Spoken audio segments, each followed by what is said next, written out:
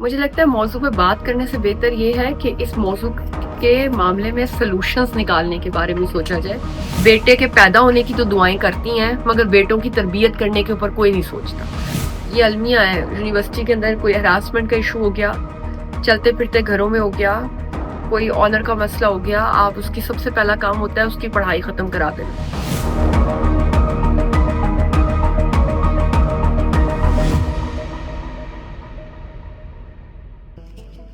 آپ نے کبھی محسوس کیا ایک عورت کا درد, اس کا خوف, اس کا سچ اکثر اس لیے دبایا جاتا ہے کیونکہ وہ صرف عورت ہے. ہر روز کوئی نہ کوئی خبر ہماری آنکھوں کے سامنے گزرتی ہے مگر ہم اسکرول کر کے آگے بڑھ جاتے ہیں. مگر وہ لڑکی جو متاثرہ ہے اس کی زندگی اسی صفحے پر اٹک جاتی ہے. یہ قسط صرف ان کہانیوں کے لیے نہیں جو وائرل ہوتی ہیں بلکہ ان تمام آوازوں کے لیے جو کبھی اٹھائی نہیں گئی. جب معاشرے میں ہم آدھی آبادی کو خاموشی کا سبق دے دیں تو ہم ترقی کی بات کیسے کر سکتے ہیں؟ آج ہم ان تمام موضوعات پر بات کریں گے جس پر اکثر لوگ کہہ دیتے ہیں اس پر اب کیا کہنا. اور یہ گفتگو ہم نہ صرف کسی انفلوئنسر یا اسپیکر کے ساتھ کر رہے ہیں بلکہ ہمارے ساتھ موجود ہیں ایک ایسی شخصیت جو میڈیا ڈیولپمنٹ اور سوسائٹی کے تعلق کو نہ صرف اچھی طرح سمجھتی ہیں بلکہ اس پہ عملی طور پر کام بھی کر رہی ہیں. ہمارے ساتھ موجود ہیں madam doctor Ayesha Ashfaq, head of department media and development communication, university of the Punjab, Lahore. Ma'am السلام علیکم. وعلیکم السلام. Thank you very much for inviting me on your podcast. Ma'am سب سے پہلے آپ کا بہت بہت شکریہ, آپ نے قیمتی وقت دیا ہمیں. میم جینڈر بیسڈ وائلنس ایک ایسا ٹاپک ہے ہمارے معاشرے میں جس پہ کھل کے بات نہیں کی جاتی. جب تک ہم چیزوں کے اوپر بات نہیں کریں گے تو حل کیسے ہوں گی؟ کتنا ضروری ہے اس موضوع کے اوپر بات کرنا؟ مجھے لگتا ہے موضوع پہ بات کرنے سے بہتر یہ ہے کہ اس موضوع کے معاملے میں سلوشنز نکالنے کے بارے میں سوچا جائے. شاید ہم بات تو صدیوں سے کرتے آ رہے ہیں کہ خواتین کے حقوق کے اوپر بھی خواتین کے ساتھ زیادتی کی جا رہی ہے, چاہے وہ سڑکوں کے اوپر ہے, چاہے وہ ورک فورس پلیس ہراسمنٹ ہے, چاہے وہ گھروں کے اندر مار پیٹ ہے, چاہے وہ معاشی, سماجی, سیاسی اور جو آپ کی نفسیاتی تشدد کی بات ہے. لیکن مجھے ایسے لگتا ہے کہ یہ باتیں صرف باتوں کی حد تک ہی رہ جاتی ہیں. ہم لوگ اکٹھے بیٹھتے ہیں, ہم باتیں کرتے ہیں, مختلف فورمز پہ باتیں کرتے ہیں, کسی حد تک میڈیا بھی دکھا دیتا ہے, رپورٹ بھی چیزیں ہو جاتی ہیں, مگر یہ سٹگما, یہ چیزیں یہ ابھی بھی ہمارے معاشرے کو کھا رہی ہیں اور ایک دیمک کی طرح کھا رہی ہیں. سو ہمیں سولوشن کے اوپر جانا چاہیے, ہمیں اس کو ختم کرنے یا اس کو ریڈیکیٹ کرنے کی بات کرنی چاہیے, ورنہ باتیں تو جتنی چاہیں ہوتی رہیں گی, صدیوں سے ہو رہی ہیں, اگلی بھی صدیاں کہیں گزر جائیں گی اور یہ چیزیں اسی طرح ہی پرویل کرتی چلی جائیں گی. عملی اقدام اٹھانے کی ضرورت ہے. ہاں بالکل, انفورسمنٹ کی ضرورت ہے. لاز بھی بہت ہیں, ایسا نہیں ہے کہ ہمارے پاس لاز موجود نہیں ہے. وومن پروٹیکشن لاز ہیں ہمارے پاس اور بہت چیزیں ہیں جس کو ہم انفورس کراتے ہیں. ہمارے پاس ہمارے لا اینڈ فورس ادارے جو ہے وہ بہت ایکٹیولی کام بھی کر رہے ہیں. اگر کوئی کیس رپورٹ ہوتا ہے تو وہ ایکٹیو بھی ہوتے ہیں, مگر اس کے بعد کیا ہوتا ہے, اس کے بعد اس عورت کو کیسے اسٹگماٹائز کر دیا جاتا ہے, اس کے بعد اس کو کیا مسائل درپیش ہوتے ہیں, اور اسی مسائل کی وجہ سے بہت سی ایسی خواتین ہیں جو رپورٹ ہی نہیں کرنا چاہتی. ابھی تو یہ وہ کیسز ہیں, اگر پچھلے دنوں میں ڈیجیٹل رائٹس فاؤنڈیشن کی رپورٹ جو ہے وہ یہ آن لائن اور ڈیجیٹل وائلنس کے اوپر آئی ہے جو خواتین برداشت کر رہی ہیں. اس کے اندر جو ٹارگٹ ہے اس ٹائم ڈیجیٹل وائلنس کا, اس میں 60% خواتین ہیں. تو وہ خواتین کا یہ وہ ڈیٹا ہے جو کہ رپورٹ کی جا رہی ہیں, اور ان کے مطابق ابھی پتہ نہیں کتنے ایسے ملینز میں کیسز ہیں جو کہ رپورٹ ہی نہیں ہوتے. اور اس کی ریزن فیئر ہے, اس کی ریزن آپ کے معاشرے کا جو انجسٹس ہے, آپ کے معاشرے کے اندر وہ تمام اسٹیریوٹائپس موجود ہیں جو کہ ایسی خواتین کے ساتھ جوڑ دیے جاتے ہیں جو کہ خود پہلے وکٹم ہوتی ہیں اور بعد میں وہ ان اسٹیریوٹائپس کی وجہ سے بھی سفر کرتی ہیں. سو مجھے لگتا ہے ان چیزوں کو بدلنے کی ضرورت ہے, اور مجھے ایسے لگتا ہے پاکستان میں جو سب سے مشکل کام ہے وہ مائنڈ سیٹ بدلنا ہے, وہ آپ کا رویہ بدلنا ہے, آپ کی سوچ بدلنا ہے. سو سوچ کو کیسے بدلا جائے گا؟ اگر ایک بندے کی سوچ بدل بھی جائے, آپ کی بدل جائے, میری بدل جائے, معاشرے نے اس کو کیسے ایکسیپٹ کرنا ہے, which is very difficult and which is very dangerous as well. اچھا میم, آپ نے موٹر وے گینگ ریپ کا یا نور مقدم کیس کا نام تو سنا ہوگا. بالکل. دونوں کیسز میں ہم نے دیکھا کہ لڑکی کے کردار, کپڑوں اور وقت کو زیر بیس لایا گیا, جیسے کہ جو کچھ ہوا اس میں اسی کی غلطی تھی. آپ کے نزدیک یہ جو الزام تراشی کا کلچر ہے یہ متاثرین کو کس طرح خاموش رہنے پر مجبور کرتا ہے؟ کیا یہ انصاف کا طریقہ ہے کہ پہلے متاثرہ کو ثابت کرنا پڑے کہ اس کے ساتھ کیا کچھ ہوا؟ پتہ کیا بیٹا, یہ تو دو کیسز ہیں. جو سیالکوٹ گینگ ریپ کا مسئلہ تھا اس کے اوپر تو ایک ڈرامہ بھی بن گیا, وہ ڈرامہ بلکہ درمیان میں بین بھی ہو گیا کہ اس کی وجہ سے جو ہے وہ بہت سی چیزیں ٹراماٹائز ہو رہی ہیں, خواتین ٹراماٹائز ہو رہی ہیں, یا وہ ٹراما جو ہے وہ دوبارہ سے ٹریگر بیک کر رہا ہے. مجھے تو لگتا ہے یہ دو ایگزامپلز ہیں جو کہ سوشل میڈیا کی وجہ سے ہمارے سامنے آ گئی ہیں. नूर मुकद्दम केस भी जितना हाईलाइट हुआ वो शायद सोशल मीडिया की वजह से हुआ। जो सियालकोट गैंग रेप था या मोटरवे का जो इंसिडेंट था वो भी शायद इसी वजह से सामने आया क्योंकि सोशल मीडिया था हमारे पास। दो जो उस गैंग रेप की विक्टिम थी वो अपनी आइडेंटिटी शो नहीं करना चाहती थी, which is very much legitimate. On the other side नूर मुकद्दम चूंकि एक ऐसे घराने से बिलोंग करती थी जो कि ज़रा पावरफुल था, वो किसी तरीके से प्रिविलेज था, वो अपनी बात उठा सकते थे, अपनी आवाज़ उठा सकते थे और वो आवाज़ सुनी जा सकती थी। ये तो उन खवातीन की बात है जो कि अपने लिए लड़ सकती हैं और लड़ने के बाद भी जो उनके साथ हुआ वो हमारे सामने है। तो नूर मुकद्दम का वो जो अब्यूज़र था ज़ाहिर जाफ़र, उसके खिलाफ जो सुप्रीम कोर्ट ने भी जो है वो उसकी वो जो अपील थी वो जो है वो डिस्चार्ज कर दिया, वो नहीं हो सका। लेकिन प्रॉब्लम ये है कि सोसाइटी ने क्या किया उन खवातीन के साथ। ये बात उठाई गई नूर मुकद्दम उस घर में मौजूद क्यों थी, नूर मुकद्दम उस घर में क्या कर रही थी, उसका उस आदमी के साथ क्या ताल्लुक था।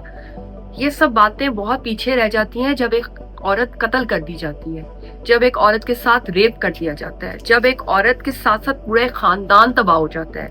अगर नूर मुकद्दम जिंदा भी रह जाती तो क्या वो एक अच्छी जिंदगी गुजार सकती, या वो जो सियालकोट मोटरवे में खातून के साथ ज्यादती हुई है और उसके बाद जो कुछ कर दिया गया कि वो वहां पर क्या कर रही थी, वो अकेले ड्राइव क्यों कर रही थी, उसका पेट्रोल क्यों खत्म हुआ, उसने मोटरवे पे चढ़ने से पहले पेट्रोल क्यों चेक नहीं किया, वो इतने छोटे बच्चों के साथ क्यों जा रही थी, उसका क्या ताल्लुक था, ये सारी चीजें तो बहुत बाद में रह गई। क्या वो छोटे बच्चे या क्या वो माँ आज भी एक अच्छी जिंदगी गुजारने के काबिल हुई होगी, ये सोचते हैं तो शायद हमारे रोंगटे खड़े हो जाते हैं। शायद अगर हम अपने घर में बैठी हुई खवातीन में से किसी एक को इमेजिन कर लें इस सिचुएशन में तो भी हमारे रोंगटे खड़े हो जाते हैं और शायद हम कांप उठते हैं कि वो आज भी जिंदगी कैसे गुजार रही होंगी। तो जब आज भी जिंदगी कैसे गुजार रही होंगी, ये चीज शायद ज्यादा इंपॉर्टेंट है as compare to those school of thoughts जो ये बातें कर रहे हैं कि क्वेश्चन मार्क है उस औरत पे कि वो वहां पर क्या थी, नूर मुकद्दम क्यों थी।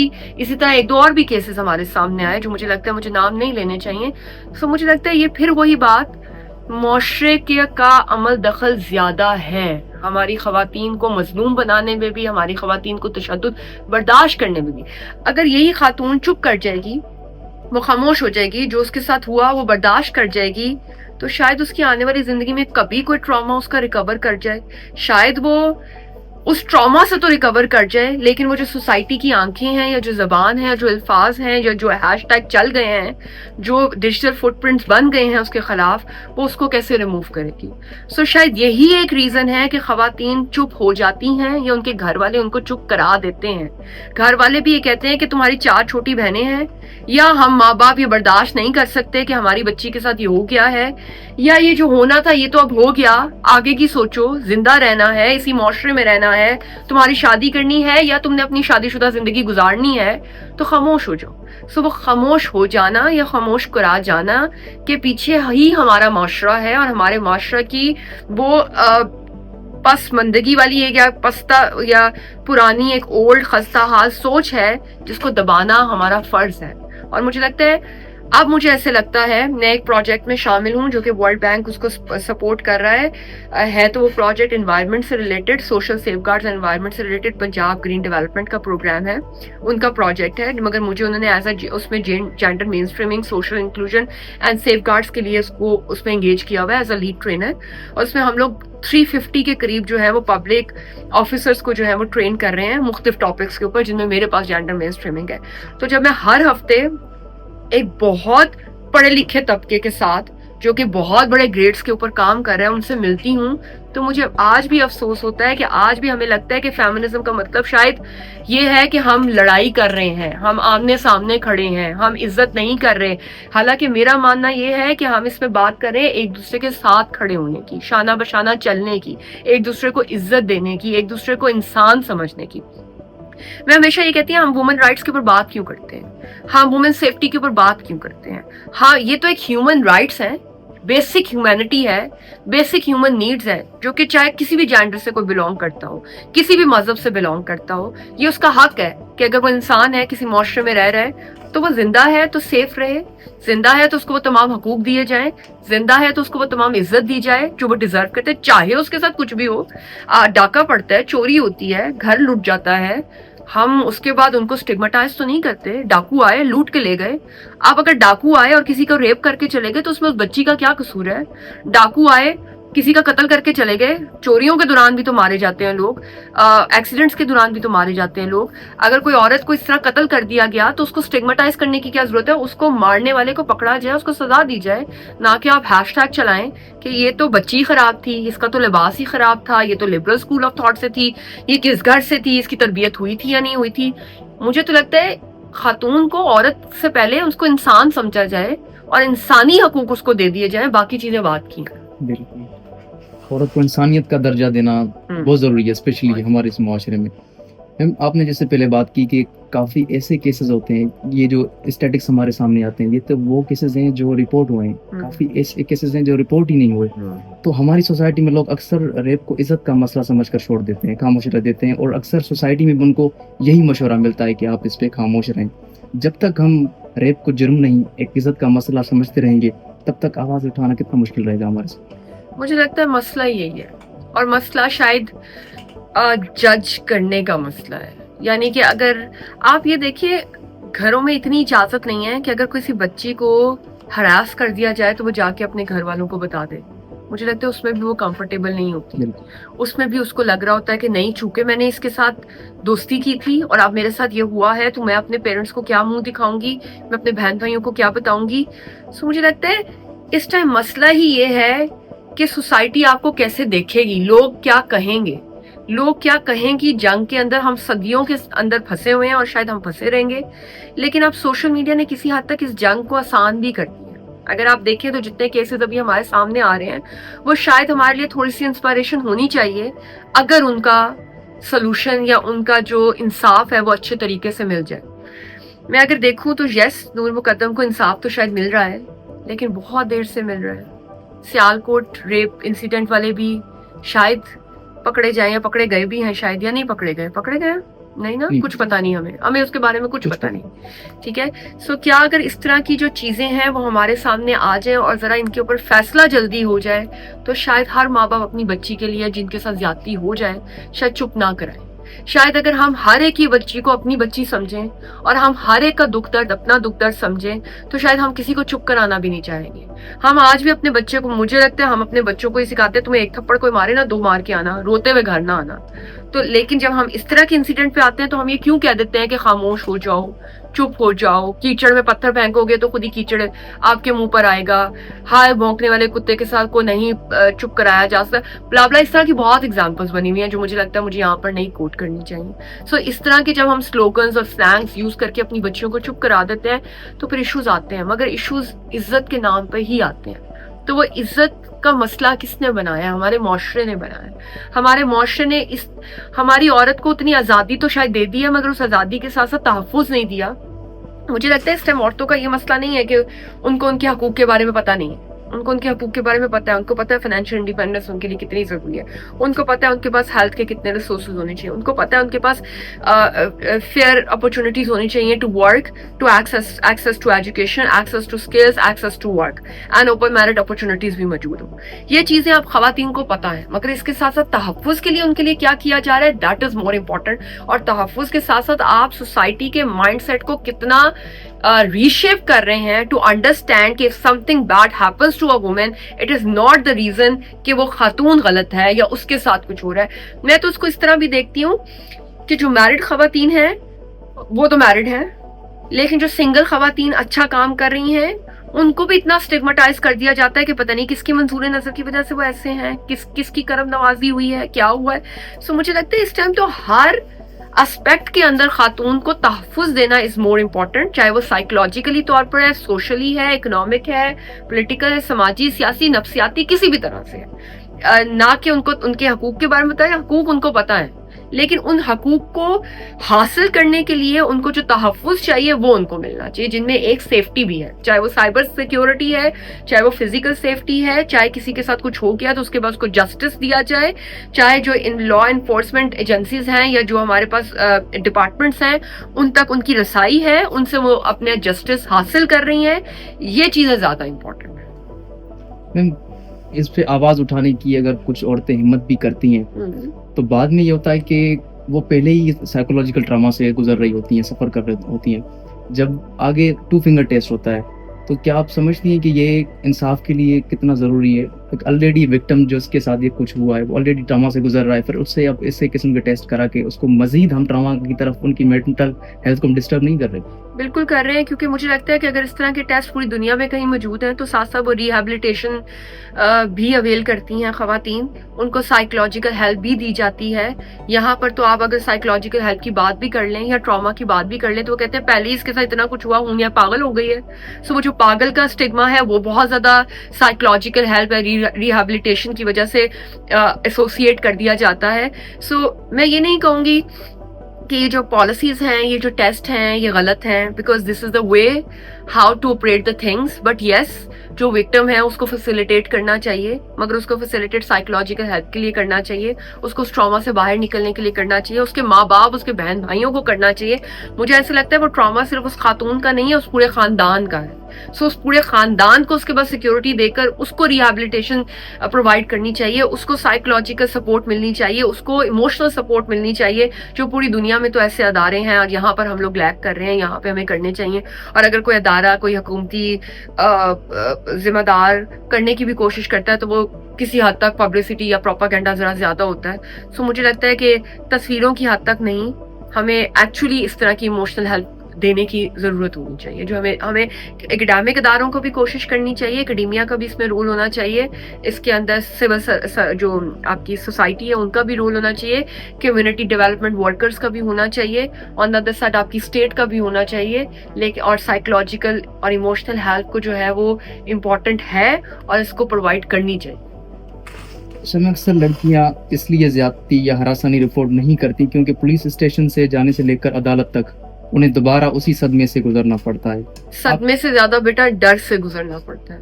हमारे इन अदारों में जहाँ पे जिनका काम तहफ़्फ़ुज़ प्रोवाइड करना है, उससे ज्यादा उन अदारों तक रसाई हमारे लिए एक डर का समा ज्यादा है। आई रिमेम्बर कोई छोटा सा भी घर में काम हो जाए, पड़ जाए ना, कोई मुलाजमा ने चोरी कर ली है, कोई मोबाइल रास्ते में छिन गया है, तो मेरी अम्मा ने सारी जिंदगी मुझसे समझाया है, नहीं पुलिस वालों से बात नहीं करनी, पुलिस वालों से राब्ता नहीं करना। और टू बी ऑनेस्ट, मुझे शायद इस प्लेटफॉर्म पे पता नहीं बैठ के बात करनी चाहिए या नहीं करनी चाहिए, मेरा एक दो बार एक्सपीरियंसेस जो हुए वो बहुत छोटे छोटे मामलात में हुए। मुलाजमा ने चोरी कर ली, रास्ते में मोबाइल स्नैचिंग हो गई, तो मेरे एक्सपीरियंसेस बुरे भी हुए हैं। सो मुझे लगता है हमारे इस निज़ाम में बेहतरी लाने की कोशिश है, हमें ये इमेज बिल्ड करने की कोशिश है कि ये जो अदारे हैं ये हमें प्रोटेक्शन देने के लिए हैं, ये अदारे हमें डराने के लिए नहीं हैं, या इन अदारों तक जाने वाली औरत बुरी औरत नहीं है, या इन अदारों से कांटेक्ट करने वाली औरत के साथ कुछ गलत नहीं होगा। इन अदारों तक सिर्फ आदमी का काम पहुंचना नहीं है। अगर आपके घर में मर्द नहीं है तो आप इन अदारों पे इसके साथ डील नहीं कर सकते। आपके घर में एक मर्द को इन अदारों से डील करना चाहिए, ये चीज भी खत्म करनी है, इन चीजों को भी खत्म करने की तरफ हमें जाना है। इसमें किसी हद तक मीडिया का भी रोल है। मीडिया अगर आप देखें तो जितने कॉमेडी ड्रामास बनते हैं, जितने शाम को चीजें चल रही होती हैं, उसमें पुलिस का की स्टीरियोटिपिकल डिपिक्शन या तो बहुत फनी होती है या बहुत ही ड्राउनी होती है। तो शायद मुझे लगता है कि मीडिया को भी एक सॉफ्ट इमेज देने की कोशिश करनी चाहिए कि ये अदारे आपको तहफ़्फ़ुज़ देने के लिए, इन अदारों से आप तहफ़्फ़ुज़ ले सकते हैं। सो जाएं और इन लोगों से अपनी मदद मांगे अगर आप प्रॉब्लम में हैं तो, और ये टाइमली आपके पास पहुंचेंगे भी। असल में इनके लिए हमें अवेयरनेस की जरूरत है। हाँ, अवेयरनेस की, इमेज बिल्डिंग की जरूरत है, रेपुटेशन मैनेजमेंट की जरूरत है, but on the other side करतूतों को भी थोड़ा बेहतर करना चाहिए, टू बी वेरी ऑनेस्ट। असल में ये जो वाकयात होते हैं, कुछ लम्हे को तो ऐसा लगता है कि सब कुछ बदल जाएगा, जैसे ज़ैनब केस की मैं आपको मिसाल दूं, मगर आज भी ज्यादती के केसेस में सजा की जो शरह है वो बहुत कम है। आपके ख्याल में कानूनी निज़ाम में वो कौन सी खिलाएं जो मुतासरीन को इंसाफ देने से रोकती हैं? मुझे ऐसे लगता है सजाएं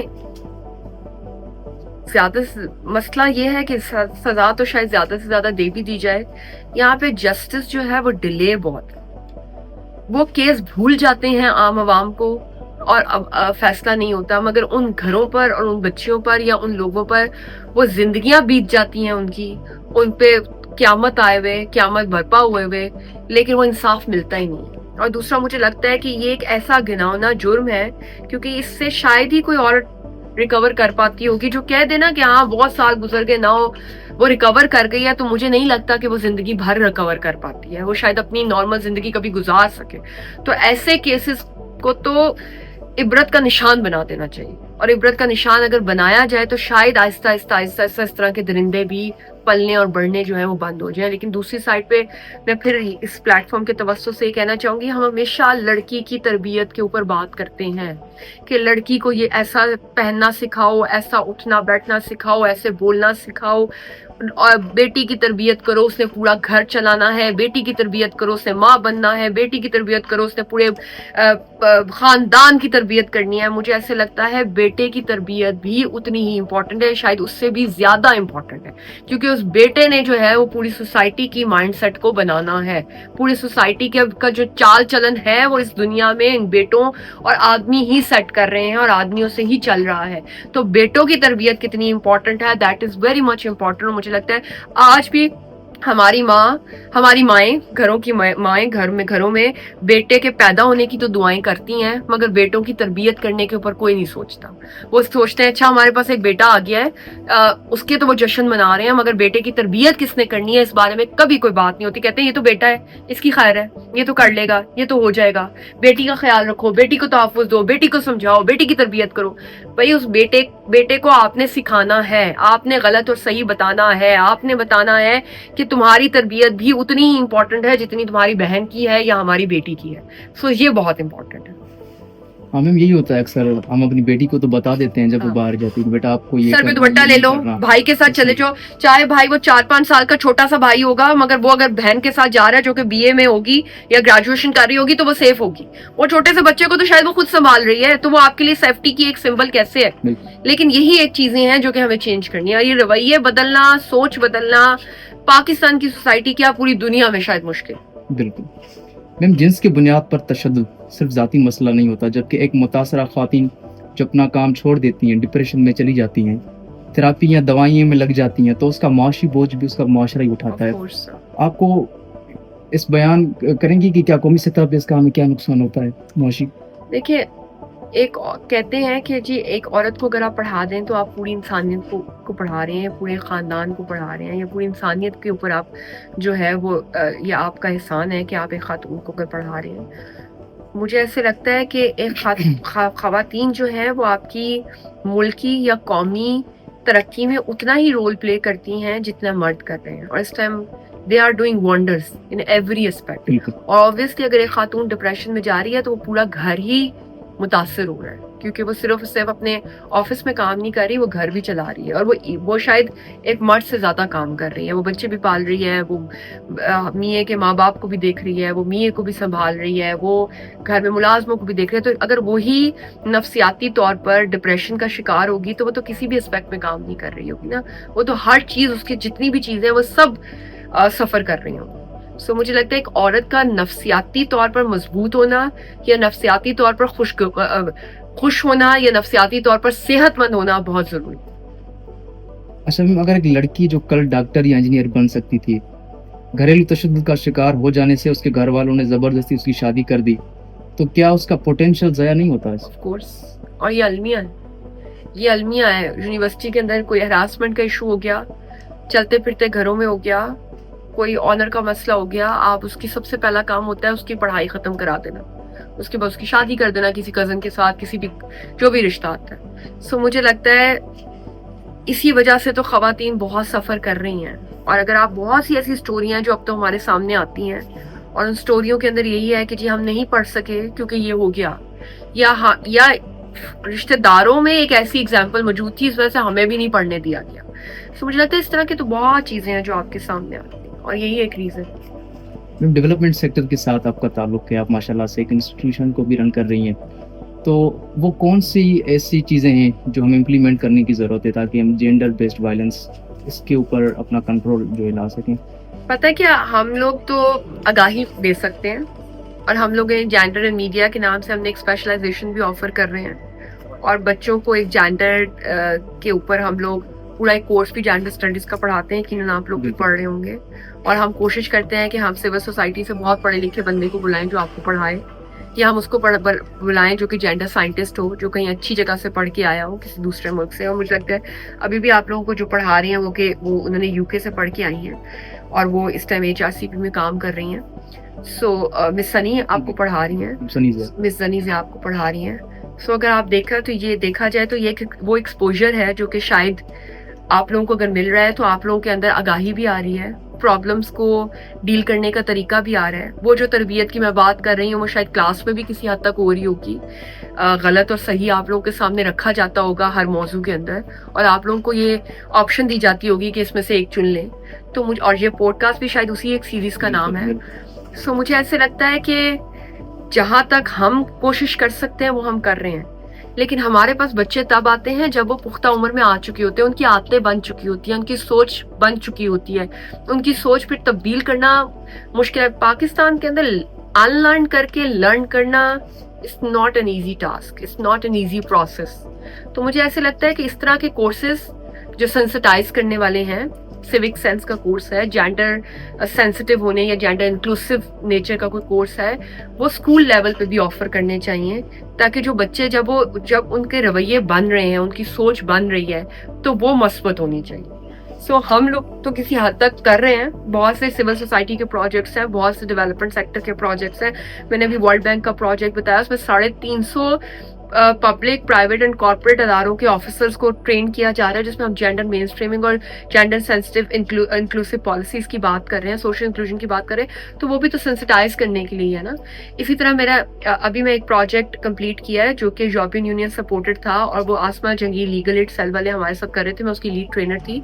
उसका एक साइकिल उन्होंने हमारे पास यहीं पर किया, मुझे नहीं पता आप लोग इन्वॉल्व थे या नहीं थे, और एक साइकिल अभी नमल में हुआ है, और उसमें मैंने technology facilitated gender based violence पे काम किया उन लोगों के साथ। सो इस तरह की छोटी छोटी काविशें तो हर कोई कर रहा है, ठीक है। सो अब उन काविशों को कितना कामयाब बनाना है, ये तो मुझे लगता है रिपल इफेक्ट ही होता है। आहिस्ता आहिस्ता आप कतरा कतरा पत्थर पे गिरता जाए तो सुराख हो ही जाता है। सो मेरी दुआ भी है और मेरी कोशिश भी है कि अल्लाह करे कि वो सुराख जल्दी हो और ज़रा बड़ा हो, ताकि चीज़ें जो है वो बेहतरी की तरफ आ सकें। आमीन मैम, बहुत शुक्रिया आपका, आपने हमें कीमती वक्त दिया। बहुत शुक्रिया आपका, आप लोगों ने मुझे इनवाइट किया। Thank you so much.